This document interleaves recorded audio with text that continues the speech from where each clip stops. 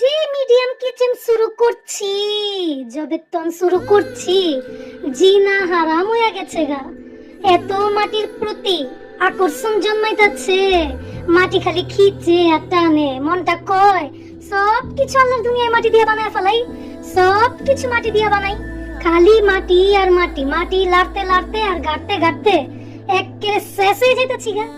তার বাদে চিন্তা করলাম ওই মিনি মিনি সাইজের চুলাটার থেকে আর একটু বড়, একটু বড় কড়াই মড়াই যদি আটে এমন যদি একটা চুলা বানাইবার পারি তাহলে মন্দ হইতো না।